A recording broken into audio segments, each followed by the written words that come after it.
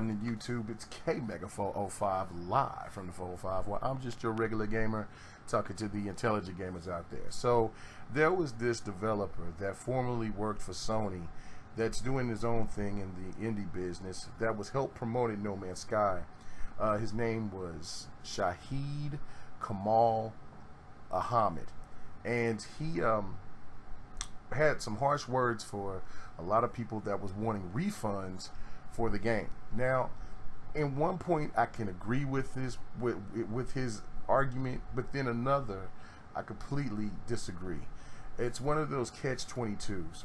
The one thing that he was complaining about is that he was saying that people that were playing the game 40, 50 hours and then wanting their refund back were thieves. And I could understand his point of view on that, saying that if you go through the game, especially now since we know that the game is beatable and a lot of people get to the center of the earth around 30 hours, if you're playing for 40, 50 hours, then you basically played the game for free if you got your refund. But on the flip side of that, there's policies. I mean, it's just like a GameStop. You got 7 days. You know, with Steam, you have so many days before you get your money back. So, you know, if people are within those means, I don't think it's that big of a deal. But I do find it to be problematic, like he does, that if a person has an opportunity to beat the game, especially how it seems gamers are now, like they'll go through a sitting and beat a game that normally would take somebody a month or so, just to, play the game in small bite-sized pieces. Some people will just sit there, like my boy T Reaper. He'll play a game from dusk till damn dawn until it's beaten, and that's crazy. I just can't do that. I like to savor what I play, especially if it's a game that is huge. It's a Witcher 3. I mean, I still haven't beat it, and I could have if I wanted to just sit there and take it, but I like to go back and get the experience all over again. Now, this is the type of gamer that I am. That's why it's always cool to just have a good backlog of games. But where do we draw the line? Because of the reasoning behind Mr. Ahmad's thought process is basically saying that, hey, a couple of hours you play the game, you know if you like it or not. Well, if it's a massive game on the scale of like The Witcher 3 or No Man's Sky, etc., these games take more time to go through to know if you're going to like it or not. Now, that's why you have the 7-day grace period for a lot of companies that want to do the refunds. Like, look, that's plenty of time. But he doesn't put in consideration about there's different type of gamers out there. There's some gamers out there that work a lot of hours, or they have a lot of other priorities they got to take care of. So only time they can play is maybe for a couple of hours a day. Maybe sometime, maybe just a few hours a week.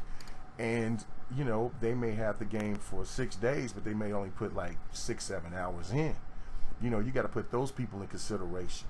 So they might not know about the experience, or if the game is faulty, or if they just don't like it because they haven't got enough time into it. Now, of course, there's a lot of gamers out there that will just sit, just sit and play the game all the way through and have it beat in 2 or 3 days.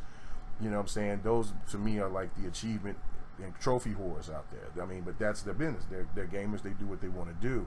But when you look at older games, or I shouldn't say older games, but when you look at games that come out, especially big games like Fallout 4, etc., these games, you